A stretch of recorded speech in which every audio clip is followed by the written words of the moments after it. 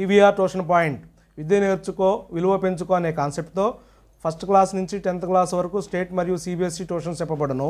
సమ్మర్లో APRJC polytechnic ఉత్తమమైన ఉపాధ్యాయులతో శిక్షణ ఇవ్వబడును. హిందీ ప్రాథమిక నుంచి ప్రవీణ వరకు అన్ని కోర్సులలో క్లాసెస్ చెప్పబడును మరియు 10th ఇంటర్ డిగ్రీ వారికి డిస్టెన్స్ ఎడ్యుకేషన్ సౌకర్యం కలదు. మా address Asian college road, petrol bunk ఎదురు, ప్రకాశం రోడ్, తెనాలి. అందరికీ నమస్కారం. అభయ్ టీవీకి స్వాగతం.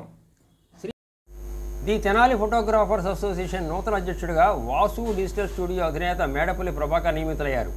ఈ సందర్భంగా తెనాలి ఎమ్మెల్యే అన్నాబత్తుని శివకుమార్ను ది తెనాలి ఫోటోగ్రాఫర్స్ అసోసియేషన్ అధ్యక్షులు మేడపల్లి ప్రభాకర్, కమిటీ సభ్యులు మర్యాదపూర్వకంగా కలిసి పుష్పగుచ్చాలను అందజేశారు. తదుపరి ఎమ్మెల్యే శివకుమార్ గారు ఆయనకి శుభాకాంక్షలు తెలియజేశారు. ఈరోజు ముస్లిం సోదరులు నందులపేట జెండా చెట్టు దగ్గర గార్మి పండుగను నిర్వహించారు. దీనికి ముఖ్య అతిథిగా మాజీ మంత్రులు శ్రీ ఆలపాటి రాజప్రసాద్ గారు వచ్చేశారు.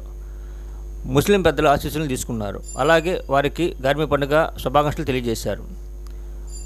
ఆలపాటి రాజా గారు అన్నదాన కార్యక్రమంలో పాల్గొన్నారు.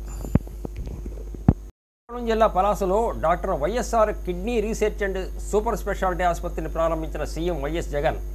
డాక్టర్ వైఎస్ఆర్ సూపర్ స్పెషాలిటీ ఆసుపత్రి ప్రాంగణంలో దివంగత ముఖ్యమంత్రి స్వర్గీయ వైఎస్ రాజశేఖర రెడ్డి విగ్రహాన్ని ఆవిష్కరించిన సీఎం. వైఎస్ఆర్ సూపర్ స్పెషాలిటీ ఆసుపత్రిలో వివిధ విభాగాలను పరిశీలించిన ముఖ్యమంత్రి. వాటితో పాటు YSR Sujaladhara drinking water project ప్రారంభించారు. 700 కోట్ల వ్యయంతో ప్రారంభించిన ఈ సుజలధార ప్రాజెక్టు జాతికి అంకితం చేశారు. ఉద్దానం ప్రాంతం 7 మండలాల్లో గల 807 గ్రామాలకు స్వచ్ఛమైన త్రాగునీరు దీని ద్వారా అందించనున్నారు. బీఆర్ఎస్ వర్కింగ్ ప్రెసిడెంట్ శ్రీ కేటీఆర్కు బీఆర్ఎస్ ఎల్పీ కార్యాలయంలో మీడియాతో ఇష్టాగోష్ఠి నిర్వహించారు. ఈ సందర్భంగా కేటీఆర్ గారి వ్యాఖ్యలు: సాధ్యం కాని హామీలు ఇచ్చి ప్రజలను కాంగ్రెస్ మభ్యపెట్టింది. కాంగ్రెస్ ప్రభుత్వంలో ఏనాడు పద్దు మీద చర్చ జరగలేదు. ప్రతి ఏడాది పిఎస్సి కాగ్ రిపోర్ట్స్ ఇస్తున్నాం. ప్రతి ఏటా ఆడిట్ లెక్కలు తీస్తున్నాం. లెక్కలు వేసుకున్న హామీలు ఇస్తారా? హామీలు ఇచ్చి లెక్కలు వేసుకుంటారా? మేము ప్రతి ఏడాది పద్దులపై శ్వేతపత్రం విడుదల చేశాం. రేపు గవర్నర్ ప్రసంగంలో ఇదే పాత చింతకాయ పత్రం చెప్తారు. రాష్ట్రాన్ని అప్పుల కుప్ప చేసి మాకు ఇచ్చారని చెప్తారు. ఓ ఎమ్మెల్యే మా నియోజకవర్గంలో 45,000 ఉద్యోగాలు ఇస్తామని చెప్తున్నాడు. ఎలా ఇస్తారు అంటే ఇస్తామని చెప్తున్నాడు.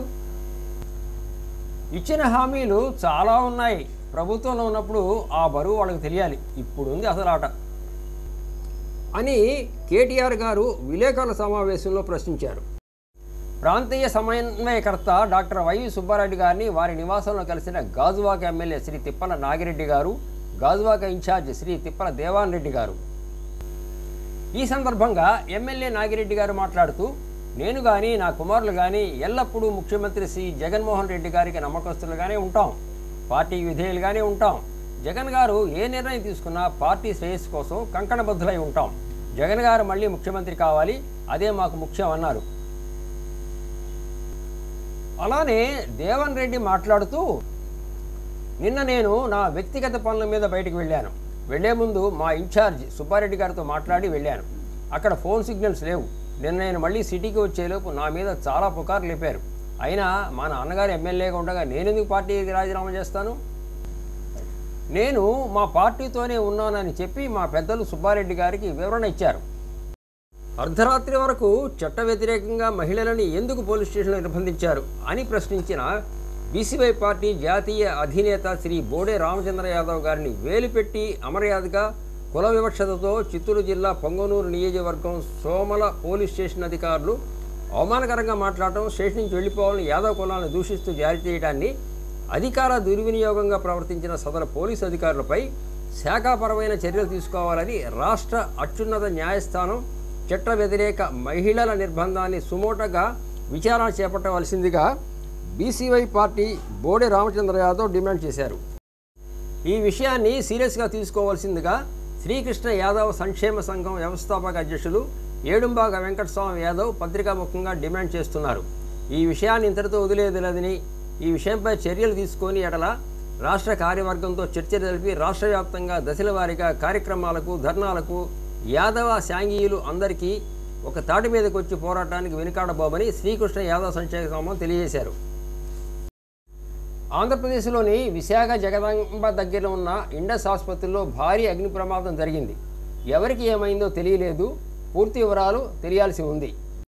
విశాఖపట్నంలో జరిగిన సమాజ్వాదీ పార్టీ రాష్ట్ర మహిళా అధ్యక్షురాలిగా ఉత్తరాంధ్ర ఇన్ఛార్జిగా శ్రీమతి జాలాది విజయ్ గారి పదవీ ప్రమాణ స్వీకార కార్యక్రమం రాష్ట్ర సమాజ్వాదీ పార్టీ అధ్యక్షులు శ్రీ పాసే వెంకటేశ్వర గారు మరియు సోషలిస్ట్ థింకర్స్ ఫోరం రాష్ట్ర అధ్యక్షులు శ్రీ బొట్ట మధు గారు, సమాజ్వాదీ పార్టీ రాష్ట్ర ప్రధాన కార్యదర్శి శ్రీ కోన గురవయ్య గారి ఆధ్వర్యంలో ఉత్తరాంధ్ర జిల్లాల నుంచి పార్టీలో చేరిన 200 మంది మహిళా సభ్యులు సమాజ్వాదీ పార్టీ గుర్తు అయినటువంటి సైకిల్ యొక్క మొదటి చక్రం బిఆర్ అంబేద్కర్ గారి ఆశయాల కోసం, రెండవ చక్రం రామ్ మనోహర్ గారి లోహియా గారి ఆలోచన కోసం నడుస్తుంది.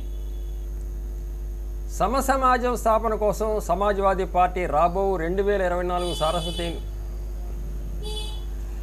సమసమాజం స్థాపన కోసం సమాజ్వాదీ పార్టీ రాబో 2024 సారస్వతిక ఎన్నికల్లో ఆంధ్రాలో పోటీ చేస్తుంది. సమసమాజం స్థాపన కోసం సమాజ్వాదీ పార్టీ రాబో 2024 సారస్వతిక ఎన్నికల్లో ఆంధ్రాలో పోటీ చేస్తుంది. త్వరలో గుంటూరులో ప్రారంభం కాబోతున్న సమాజ్వాదీ పార్టీ ఆంధ్రప్రదేశ్ రాష్ట్ర కార్యాలయం. నమస్తే, this is Abhay TV channel. Don't miss it.